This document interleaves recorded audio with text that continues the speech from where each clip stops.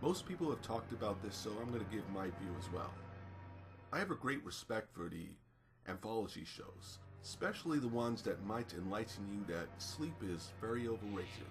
There were shows like The Twilight Zone that were creepy and disturbing, but it wasn't until the 80s where we went full-fledged horror, such as Tales from the Dark Side and Tales from the Crypt.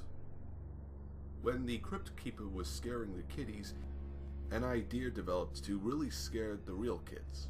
Anthology show made for them. So Canada gave us original Tube Watchers' Are You Afraid of the Dark? Tales that mix the consequences of childhood with the supernatural, without seeing any blood or gore. But unlike something such as Goosebumps, this was generally scary. And instead of having a host present the episodes, they went for a more, storytelling a story with the Midnight Society, a group of kids who are living life on the edge by staying out past their bedtime. I personally find these guys kind of forgettable, but I was wondering, is there maybe more of a character theme going on, such as, like the boys tell more tales about boy things and the girls about girls things?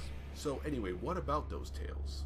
What about the tales that subconsciously inspired me? And for the sake of trivia, inspired M. Night? Well, embarrassingly, I don't remember them that well. But the monsters, more importantly, villains, I do. But heck, everyone remembers Zeebo the Clown, from The Tale of Laughing in the Dark. While we seem to be oversaturated with scary clowns, you gotta remember that Zeebo was a pioneer. In life, he stole cash, got chased into a spook house, lit a cigar, and himself on fire, including the spook house. Years later, the house is being rebuilt, and Zeebo is now the star of it. Well, it's a dummy of him.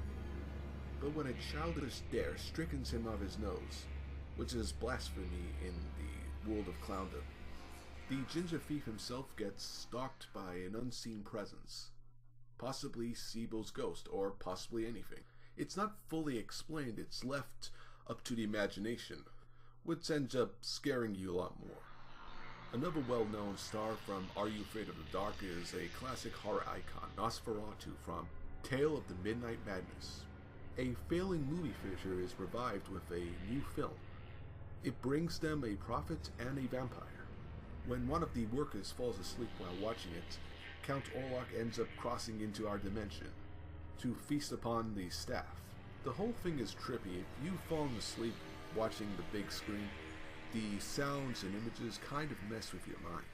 Nosferatu is such a fitting movie due to the myths and conspiracies about it. An episode I feel is very overlooked is The Tale of Apartment 412. To answer the title question, am I afraid of the dark? Well, no, it's what's in the dark. And what's in the dark is a sweet old lady, who's actually a ghost. Short story even shorter, she ends up haunting the girl who broke a promise to her. Yeah, maybe she's not the traditional monster or villain from the other episodes like Dark Music and Dead Man's Float, but there's definitely something very unsettling about her, as if she is the demonization of guilt. That might be a little too deep, but I think that's the point. So these are some of the reasons why I still enjoy this show today. And another thing is that they weren't trying to give you a moral message.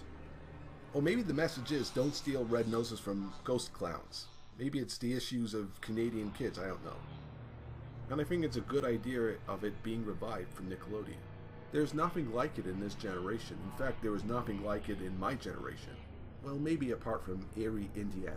It'd be interesting to see how they would do it. I mean, will the original society return now in their 30s, or is it gonna be a new generation with their kids? There's even talk about there being a film adaptation, like the Goosebumps movie. Whatever they do, I hope they don't completely lose that well-made, creepy opening.